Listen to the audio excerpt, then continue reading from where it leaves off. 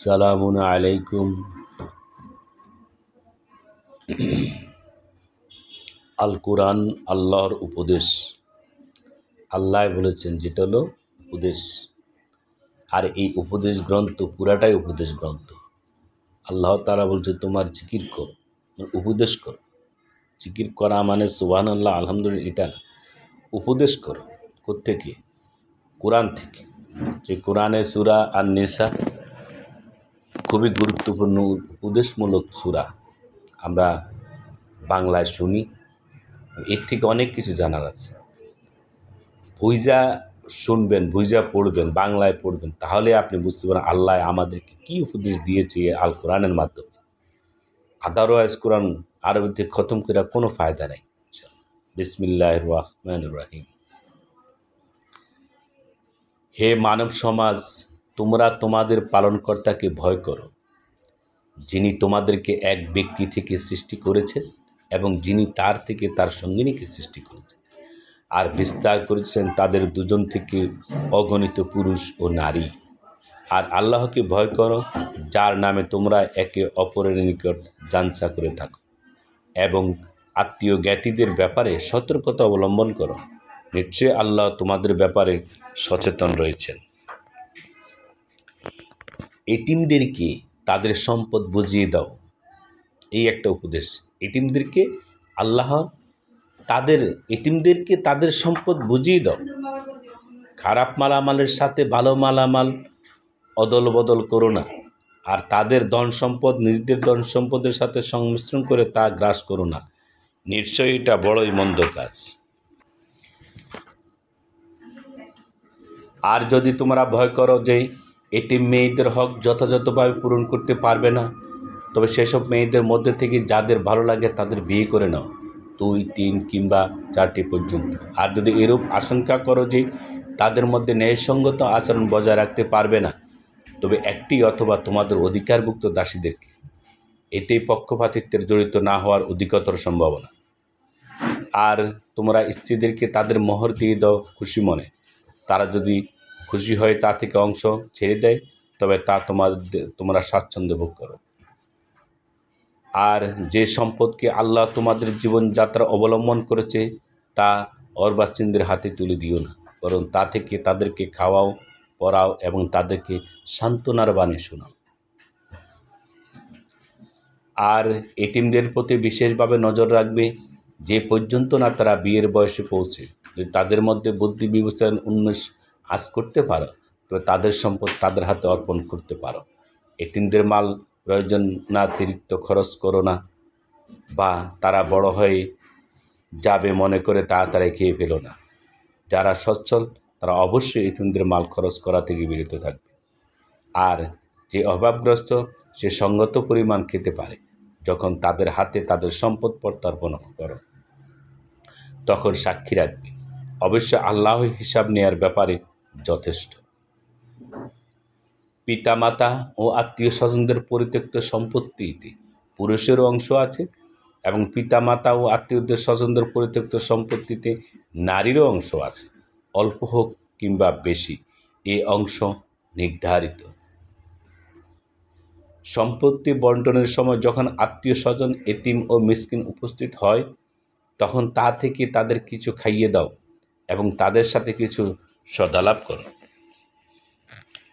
তাদের ভয় করা উচিত, যারা নিজেদের পশ্চাতে দুর্বল অক্ষম সন্ততি ছেড়ে গেলে তাদের জন্য তারাও আশঙ্কা করে। সুতরাং তারা যেন আল্লাহকে ভয় করে ও সঙ্গত কথা বলে। যারা এতিমদের অর্থ সম্পদ অন্যায়ভাবে খায়, তারা নিজেদের পেটে আগুনে ভর্তি করেছে এবং সত্তরই তারা অগ্নিতে প্রবেশ করবে।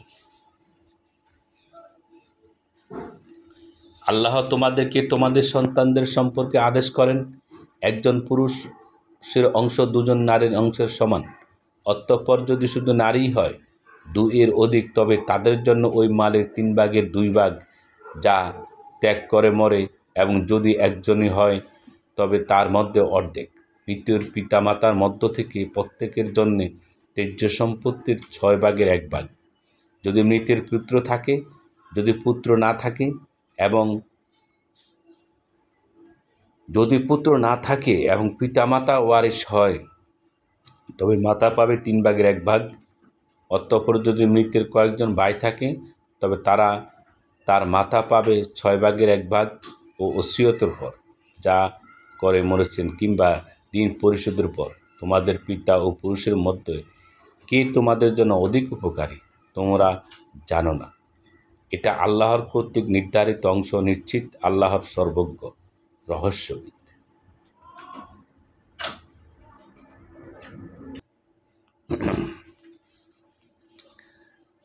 আর তোমাদের হবে অর্ধেক সম্পত্তি, যা ছেড়ে যায় তোমাদের স্ত্রীরা, যদি তাদের কোনো সন্তান না থাকে। যদি তাদের সন্তান থাকে, তবে তোমাদের হবে 1/4 এই সম্পত্তির, যা তারা ছেড়ে যায়, ওসিয়তের পর যা তারা করে, এবং ঋণ পরিশোধের পর। স্ত্রীদের জন্য 1/4 হবে ওই সম্পত্তির যা তোমরা ছেড়ে যাও, যদি তোমাদের কোনো সন্তান না থাকে। আর যদি তোমাদের সন্তান থাকে, তবে তাদের জন্য হবে ওই সম্পত্তির 8/1 যা তোমরা ছেড়ে যাও, ওসিয়তের পর যা তোমরা করো এবং ঋণ পরিশোধ করো। যে পুরুষের ত্যায্য সম্পত্তি আর তার যদি পিতা, পুত্র কিংবা স্ত্রী না থাকে, এবং ওই মৃতের 1 ভাই কিংবা 1 বোন থাকে, তবে উভয় পদ থেকে 6/1 পাবে। আর যদি ততোধিক থাকে, তবে তারা 1/3 অংশীদার হবে ওসিয়তের পর, যা করা হয়, অথবা ঋণের পর, এমত অবস্থায় যে অপরের ক্ষতি না করে। এই বিধান আল্লাহর, আল্লাহ সর্বজ্ঞ, সহনশীল। এগুলো আল্লাহর নির্ধারিত সীমা। যে কেউ আল্লাহ ও রসুলের আদেশ মতো চলে, তিনি তাকে জান্নাত সমূহে প্রবেশ করাবেন, যেগুলোর তলদেশ দিয়ে স্রোতস্বিনী প্রবাহিত হবে। তারা সেখানে চিরকাল থাকবে, ও এ হলো বিরাট সাফল্য। যে কেউ আল্লাহ ও রাসূলের অবাধ্য করে, যে কেউ আল্লাহ ও রাসূলের অবাধ্যতা করে এবং তার সীমা অতিক্রম করে, তিনি তাকে আগুনে প্রবেশ করাবেন। সে সেখানে চিরকাল থাকবে, তার জন্য রয়েছে অপমানজনক শাস্তি। আর তোমাদের নারীদের মধ্যে যারা ব্যভিচারিণী, তাদের বিরুদ্ধে তোমাদের মধ্য থেকে 4 জন পুরুষকে সাক্ষী হিসাবে তলব করো। অতঃপর যদি তারা সাক্ষ্য প্রদান করে, তবে সংশ্লিষ্টদেরকে গৃহ আবদ্ধ রাখো, যে পর্যন্ত মৃত্যু তাদেরকে তুলে না নেয়, অথবা আল্লাহ তাদের জন্য অন্য কোনো পথ নির্দেশ না করেন। তোমাদের মধ্যে থেকে যে 2 জন সেই কুকর্মে লিপ্ত হয়, তাদেরকে শাস্তি প্রদান করো। অতঃপর যদি উভয়ে তওবা করে, নিজেদের সংশোধন করে, তবে তাদের থেকে হাত গুটিয়ে নাও। নিশ্চয়ই আল্লাহ তওবা কবুলকারী, দয়ালু। অবশ্যই আল্লাহ তাদের তওবা কবুল করবেন, যারা ভুলবশত মন্দ কাজ করে অতঃপর অনতিবিলম্বে তওবা করে। এরাই হলো সেসব লোক যাদেরকে আল্লাহ ক্ষমা করে দেন। আল্লাহ মহাজ্ঞানী, রহস্যবিদ। আর এমন লোকের জন্য কোনো ক্ষমা নেই যারা মন্দ কাজ করতেই থাকে, এমনকি যখন তাদের কারো মাথার উপর মৃত্যু উপস্থিত হয়, তখন বলতে থাকে, আমি এখন তওবা করছি। আর তওবা নেই তাদের জন্য যারা কুফরি অবস্থায় মৃত্যুবরণ করে, আমি তাদেরকে যন্ত্রণাদায়ক শাস্তি প্রস্তুত করে রেখেছি।